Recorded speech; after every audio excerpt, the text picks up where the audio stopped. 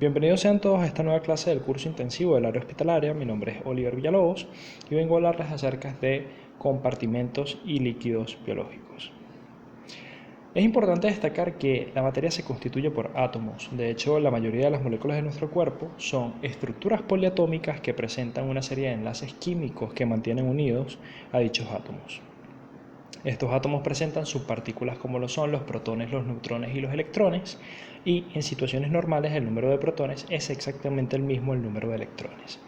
Los protones se encuentran dentro del átomo, en el núcleo del átomo, y los electrones se encuentran orbitando inmediatamente por fuera del átomo, en una serie de niveles o capas que vamos a ver más adelante.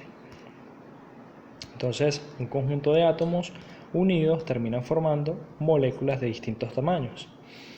Bien, hablemos acerca de las soluciones electrolíticas. Una solución electrolítica es una solución en donde el soluto que se encuentra inmerso en el solvente se encuentra en forma de iones. De esa manera, el cloruro de sodio pasa de una estructura sólida cristalina a disociarse en iones.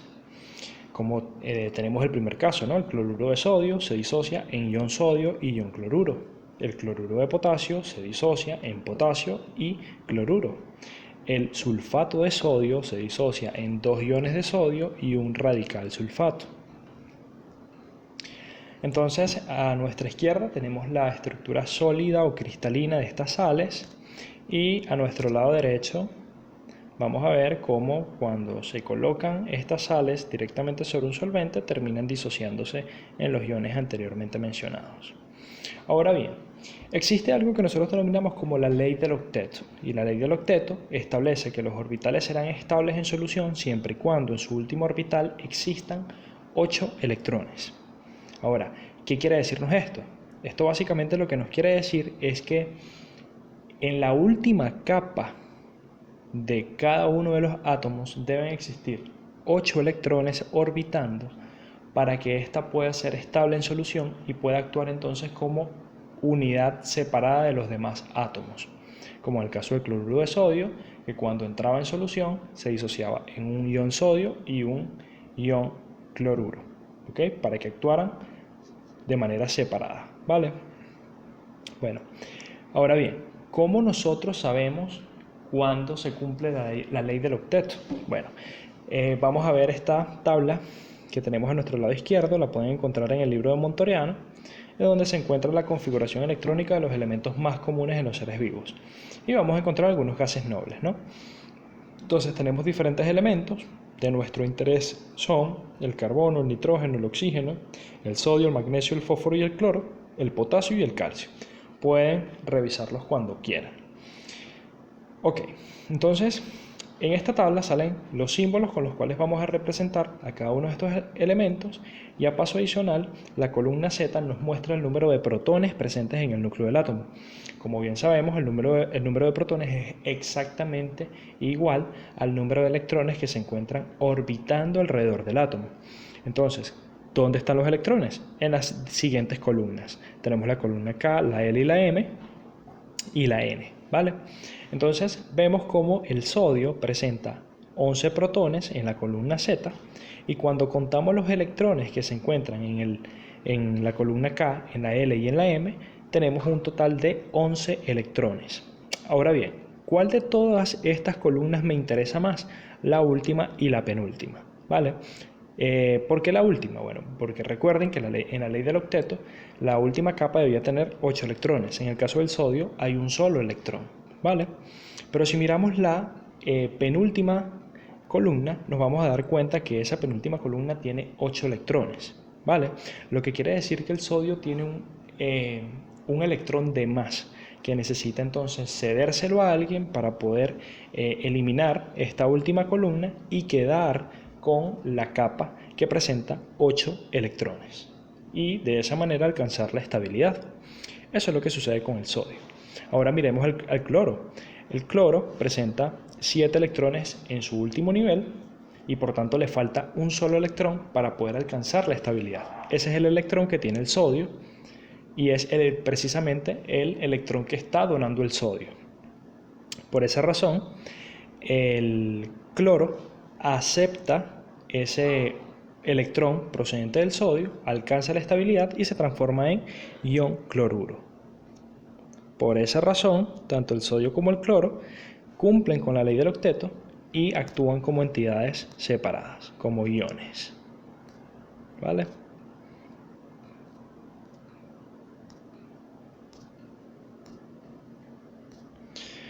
Ahora bien, aquí estamos describiendo más o menos lo que estuvo pasando, ¿no? En el lado izquierdo tenemos al cloruro de sodio en estado sólido como un cristal y en el lado derecho, bueno, encontramos al sodio y al cloro.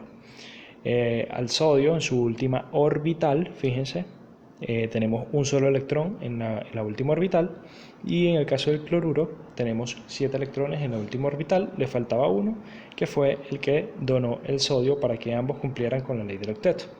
Ahora bien, ¿cuándo un ion es un catión y cuándo un ion es un anión? Un catión es un ion con carga positiva y un anión es un ion con carga negativa. Cada vez que ustedes observen a un ion que presenta un o dos electrones de más, uno o dos electrones de más en su última orbital y que esté cediendo electrones, ese ion va a adquirir una carga positiva, por tanto será un catión. Cuando ustedes observen un ion en la tabla en el que le falte uno o dos electrones para poder alcanzar la estabilidad, entonces ese va a ser un anión con carga negativa, es el aceptor de electrones. Vale, respecto a las valencias, es importante destacar que las valencias es el número de electrones que tiene que ganar o perder un átomo para poder llegar a la cifra estabilizadora de 8 electrones en la última capa y por tanto cumplir con la ley del octeto. Por tanto, es importante destacar que el sodio y el cloruro son monovalentes. El sodio es monovalente porque dona un electrón y el cloruro es monovalente porque acepta un solo electrón. Luego, cuando vemos el caso del cloruro de calcio, nos vamos a dar cuenta que el calcio está donando 2 electrones y el cloruro es monovalente, ¿no? Entonces, ¿qué sucede? Recuerden que la estructura del cloruro de calcio está determinada por un átomo de calcio y 2 átomos de cloro. Y ustedes se preguntarán, ¿por qué 2 cloros? Pues básicamente porque el calcio está donando 2 electrones y por tanto necesitamos 2 aceptores de esos electrones en una sola molécula. ¿Vale? Entonces, el calcio es un ion divalente, al igual que el magnesio, ¿vale? Porque está donando 2 electrones. El cloro sigue siendo un ion monovalente porque está aceptando un solo electrón. Lo que pasa es que en esta molécula existen 2 cloros por cada calcio. Ahora bien, hablemos acerca del enlace covalente. Tenemos una molécula que se denomina el tetracloruro de carbono. Tetracloruro de carbono es una molécula que está constituida por un átomo de cloro y, 5 átomos de cloro y un átomo de carbono, ¿vale? ¿Qué particularidad tiene el carbono y qué particularidad tiene el cloro? Que en la última capa del carbono existen 4 electrones y por tanto requeriría 8 electrones para alcanzar la estabilidad y el cloro amerita solamente un solo electrón. Entonces, por esa razón se forma el enlace covalente. El enlace covalente consiste en compartir electrones para que un conjunto de átomos obtengan la cifra estabilizadora de 8 electrones y lleguen entonces a la estabilidad en conjunto como molécula, ¿vale? Eso es lo que sucede con el tetracloruro de carbono. Si se dan cuenta, el carbono comparte sus 4 electrones con 4 átomos de cloro, uno para cada cloro, ¿ok? Y el cloro y el cloro comparte uno de sus electrones para que en conjunto la molécula tenga la cifra estabilizadora de 8 electrones en su última capa.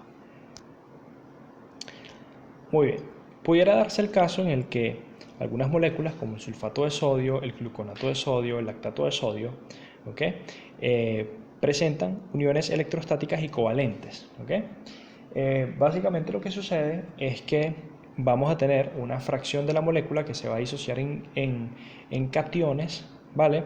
Y vamos a tener también entonces otra fracción de la molécula que queda unida formando enlaces covalentes Y de esta manera, por ejemplo, el sulfato de sodio, el radical sulfato, está constituido por 4 átomos de oxígeno y un átomo de azufre. Todos están enlazados por enlace covalente. Mientras que tenemos 2 cationes que actúan individualmente, ¿no? Y así, bueno, sucede con otros elementos como el lactato de sodio, el gluconato de sodio, etc. Aquí está de todos modos una tabla en donde ustedes pueden visualizar todas las sustancias que he estado mencionando. Vale, vamos a analizar los componentes de una solución. Fíjense, aquí tenemos una solución normosol R con dextrosa, en donde encontramos 5 gramos de glucosa o de dextrosa, encontramos 526 miligramos de cloruro de sodio, 222 miligramos de acetato de sodio y 502 miligramos de gluconato de sodio, además de cloruro de potasio, cloruro de magnesio y agua destilada, 100 mililitros. Entonces, una de las cosas que tenemos que hacer durante el análisis de los componentes es ver exactamente en dónde están cada uno de los componentes como el sodio, el potasio, el cloruro, el acetato, etc. ¿Okay? Entonces fíjense, ¿dónde encontramos sodio? En el cloruro de sodio, en el acetato de sodio y en el gluconato de sodio, en el caso de esta fórmula que nos están presentando, ¿no? En el caso del potasio, solamente en el cloruro de potasio, encontramos magnesio en el cloruro de magnesio, encontramos cloruro en el cloruro de potasio, cloruro de magnesio y cloruro de sodio, encontramos glucosa, encontramos acetato en el acetato de sodio y gluconato en el gluconato de sodio, ¿vale?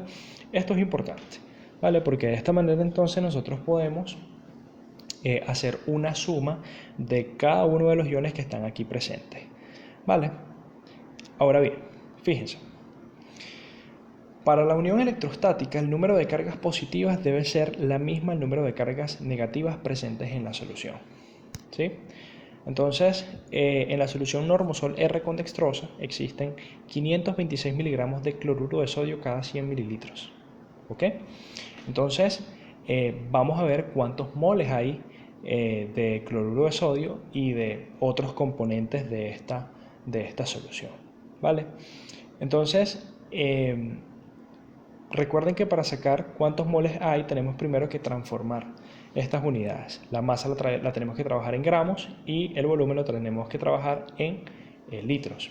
Particularmente yo saco estos cálculos de manera individual.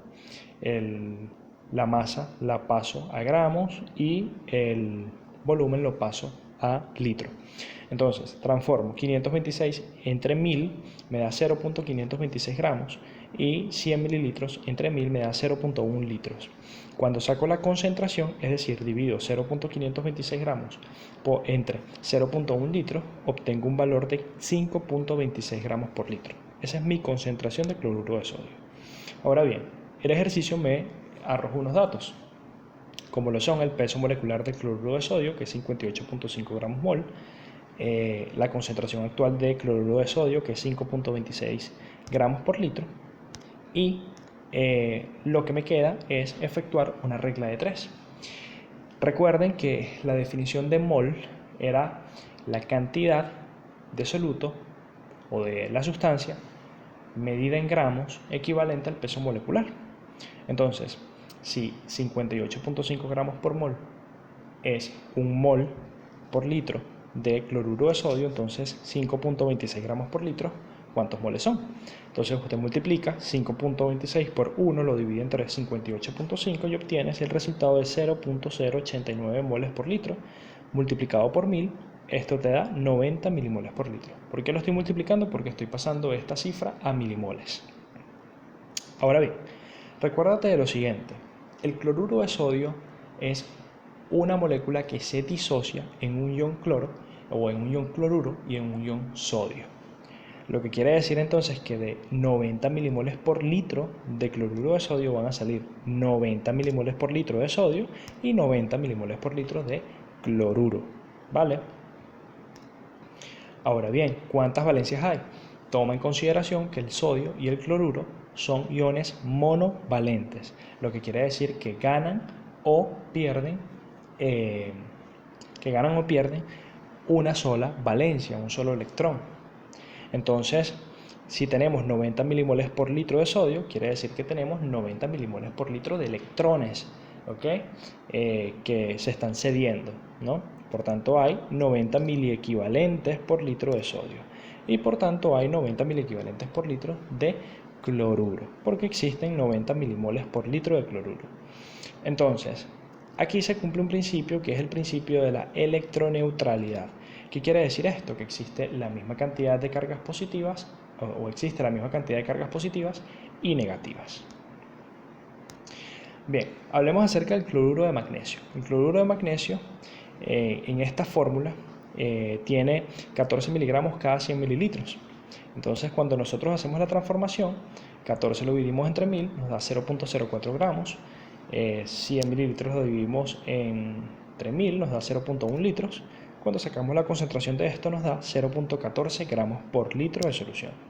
Entonces, recuerda que la molécula de cloruro de magnesio se disocia en dos aniones y un catión. ¿Por qué? Porque el magnesio es divalente. Entonces, aporta dos cargas eléctricas y por esa razón nosotros necesitamos dos aceptores de esos electrones, que son los iones cloruro.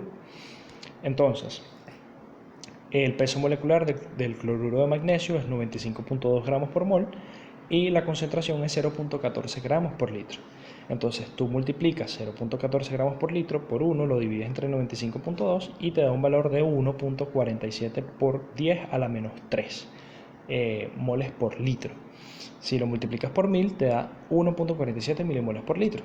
Ahora, ojo aquí con lo que está sucediendo. Recuerda que el cloruro de magnesio se disocia en dos aniones y un catión. Entonces, por cada molécula de cloruro de magnesio salen 1.47 milimoles por litro de magnesio y sale el doble de cloruro. Por esa razón yo multiplico el cloruro por 2, 1.47 milimoles por litro por 2, y eso me da un valor de 2.94 milimoles por litro, porque tengo el doble de cloruro. Ahora, ¿se cumple el principio de la electroneutralidad? Bueno, ya lo vamos a ver. Las valencias del magnesio tienen que ser multiplicadas por 2, porque recuérdense que es un ion divalente, está perdiendo 2 electrones o está cediendo 2 electrones. Entonces se multiplica 1.47 por 2, ¿vale? Entonces son 2.94 miliequivalentes por litro. Y como existe el doble de cloruro y cada uno de ellos acepta un electrón, existen entonces 2.94 miliequivalentes por litro de cloruro. Entonces se cumple el principio de la electroneutralidad. Ahora bien, no vamos a terminar de solucionar este ejercicio porque es muy largo, más sin embargo se van a preparar unos ejercicios para que lo practiquemos juntos más adelante, ¿ok? Ahora bien, lo que sí hay que tomar en consideración es que para este tipo de ejercicios tenemos que sumar la totalidad del sodio, ¿ok? De todos los sodios aportados por la disociación de todas y cada una de las moléculas que contengan sodio, ¿vale? Por esa razón, al principio del ejercicio les mandé a clasificar o a ordenar todas las moléculas o mejor dicho, les mandé a ordenar en base a todos los iones, ¿ok?, que salían a partir de las moléculas que estaban presentes en la solución.